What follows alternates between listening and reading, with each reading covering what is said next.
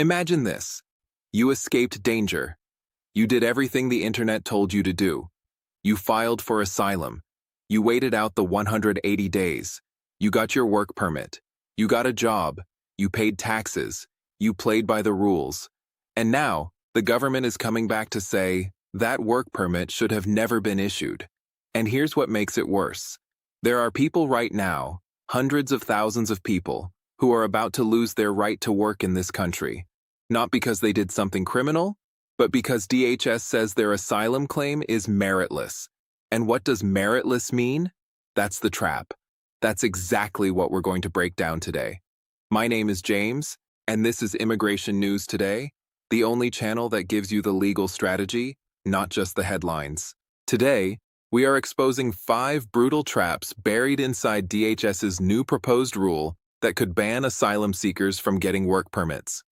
We're going to tell you exactly who is affected, what the law actually says, and, most importantly, how to protect yourself. Stay until the end, because the last section could literally save your immigration case. Before anyone in the comments says, "James, you're fear-mongering," let me stop you right there. This is not a rumor.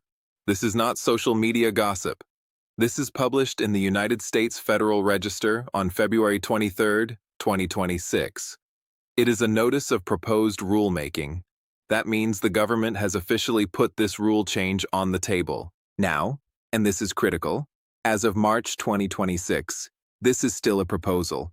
It has not become final law. The public comment period is open until April 24, 2026. But here is what most immigrants don't understand. Proposals become laws. And when they do, they hit fast. Let's talk about the current law first, so you understand exactly what is changing. That's the current system. Simple. But DHS wants to tear that system apart for anyone they label as filing a meritless claim. Here's what the new proposal does, and here are the 5 traps you absolutely cannot walk into. Trap number 1. The wait just got doubled, and nobody told you. Myth. You filed asylum, you wait 180 days, and then you get your work permit. That's the rule. Reality. Under the proposed rule, that wait doubles to 365 days. That's a full year, before you can even receive your Employment Authorization Document. Think about that. A full year without the legal right to work, no income, no way to support your family. And this isn't a punishment for criminals. This applies to anyone whose claim DHS decides to label as meritless. And the backlog right now? Over 1.4 million cases. The average wait time for a decision is more than 200 days. So you could be waiting for a work permit for a year, then waiting another 2 or 3 years for a decision. And that's if everything goes perfectly. Trap number 2. If you filed late, you may already be barred. Myth. As long as I filed for asylum, I can eventually get a work permit, even if I filed late. Reality. The proposed rule adds a specific bar to EAD eligibility for late filers. If you filed your asylum application more than 1 year after you entered the United States, without a valid exception, you could be completely barred from receiving a work permit under the new system. And here is the number that should scare every immigration attorney in this country. Approximately 521,000 people currently in the asylum backlog are late filers.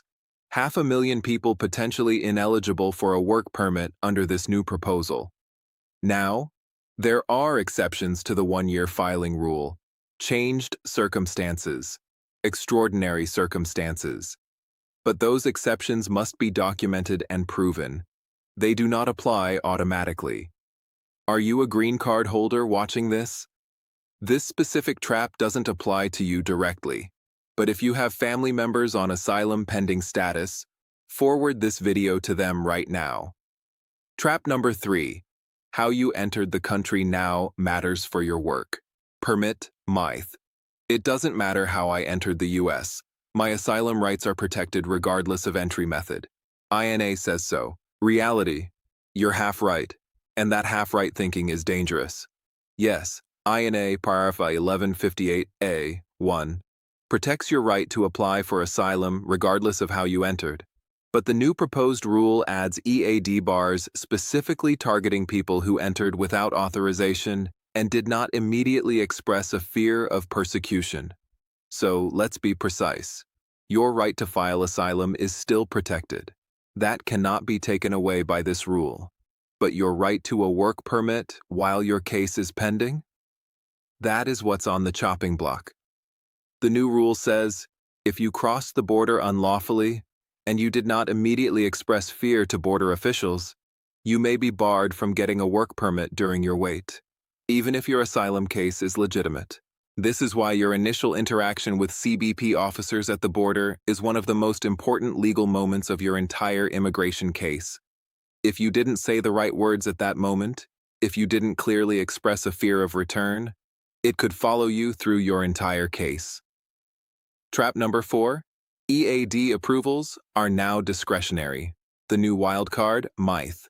If I meet the requirements and file my EAD correctly, I will get approved. It's an eligibility-based system. Reality. Under the proposed rule, EAD approvals become discretionary.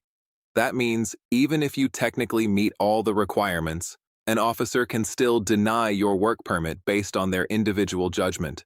No guaranteed approval, no automatic right. This is one of the most dangerous changes in this entire proposal. Right now, EAD approval is essentially automatic if you meet the requirements, and there's no decision on your case. It's rule-based, predictable. Under the new system, an officer can look at your case and decide, I don't think this person deserves a work permit, without any standard definition of what meritless means in practice. And there's more. The proposal also adds a biometrics requirement for all EAD applicants. If your biometrics are flagged, if there's any fraud indicator, any background check issue, any incomplete vetting, your EAD can be rejected, not delayed, rejected. Trap number 5. Working without a valid EAD can destroy your entire future. MITE. If my EAD is delayed or denied, I can work quietly while I wait. I'll just be careful. Nobody will know. Reality. Working without a valid EAD doesn't just get you a fine. It can trigger removal proceedings, permanently bar you from ever adjusting to a green card, and in some cases, result in a finding of fraud that makes you permanently inadmissible to the United States. I need you to hear this clearly. This is the mistake that ends cases. BINA Section 245C says that certain immigration violations, including unauthorized employment, can create permanent bars to adjustment of status. That means even if you later win asylum, even if you marry a U.S. citizen, even if you have U.S. citizen children, a period of unauthorized work can block your green card forever. And under INA Section 237A, 1 CI, violating the terms of your status, including working without authorization, is a deportable offense. Working without a valid EAD is not worth it. It can end your immigration case permanently. And one more thing on this trap: filing a frivolous asylum claim, meaning a claim that has no legal basis and is filed just to get a work permit. That triggers INA Section 208A, 2B. A frivolous finding means permanent inadmissibility. You can never, ever get a visa or green card again. Not in 5 years, not in 20 years, never. All right, you now know the threats. Now let me give you the legal strategy. And I want to be clear. If your situation is complicated, if you're in removal proceedings, if you've had any prior immigration violations, you need a licensed immigration attorney, not a notario, not a Facebook group, a real licensed attorney. What I'm giving you here is your legal education, so you walk into that attorney's office informed and protected. Strategy number 1. Document everything that supports your claim. If your asylum claim is genuine, build the record now. Country condition reports, news articles about persecution in your home country, police reports, medical records, witness statements, religious persecution documents. Every piece of evidence makes your claim look less like the meritless cases DHS is targeting. The more robust your record, the harder it is for anyone to label your case meritless. and the stronger your EAD application becomes. Strategy number 2, file Form I-765, correctly and with evidence. Your work permit application is Form I-765. When you file, you must select the correct eligibility category, that is, C8, for pending asylum applicants.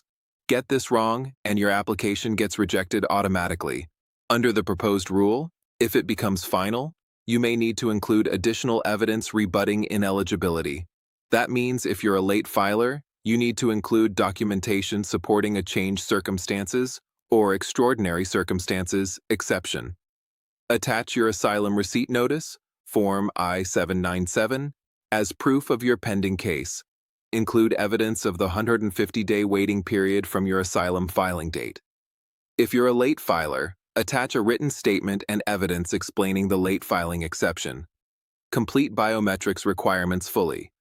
Any incomplete biometrics will result in rejection.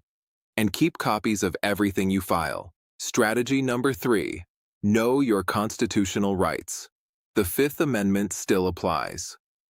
Here is something that will never change.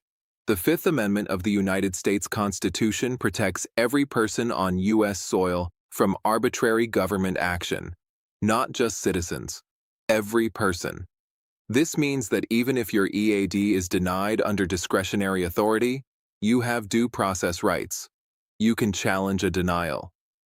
Organizations like the ACLU and the National Immigration Law Center have already signaled they will challenge discretionary denials in federal court. Do not accept a denial as the final word. File a motion to reopen. File a motion to reconsider. Work with a licensed attorney to challenge it. Strategy number 4, what to say and not say to CBP and ICE. If you are ever approached by CBP or ICE during your pending asylum case, these are the words that matter. I have a pending asylum case. I do not consent to questioning beyond my right to counsel. I wish to speak with an attorney. Write those words down, memorize them, put them on your phone. Do not say anything else beyond confirming your identity. If you are at a port of entry and you have not yet filed, immediately express fear of return to your home country. Say the words, I am afraid to return to my country. I want to apply for asylum. Those words trigger a legal obligation on the government's part. They protect you. Let me leave you with this. This rule is still a proposal. The comment period ends April 24, 2026. After that, it could be finalized with very little warning, and when it's finalized, it hits immediately.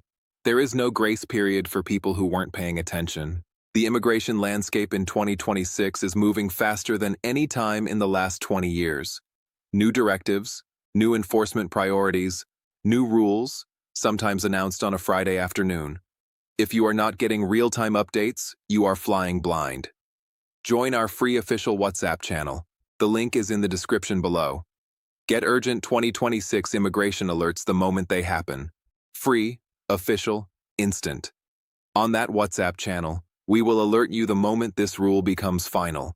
We will give you the action steps immediately. We will tell you exactly what to file and when. Now, I need you to do something right now, not tomorrow. Right now. Number 1, like this video. It tells YouTube this information is important, and it helps us reach the people who need it most. Number 2, share this video to your family WhatsApp groups, your cousin who just filed asylum, your neighbor who doesn't know about this rule, your friend who thinks their work permit is safe. This video could save their case. Number 3, subscribe to Immigration News today and hit the bell notification. Because the next update, the one that could change everything, we're going to cover it first. I'm James, and my job is to make sure you never get caught off guard by a rule that someone in Washington wrote, thinking nobody was watching. We're watching, and now, so are you. Stay legal, stay informed. We'll see you in the next one.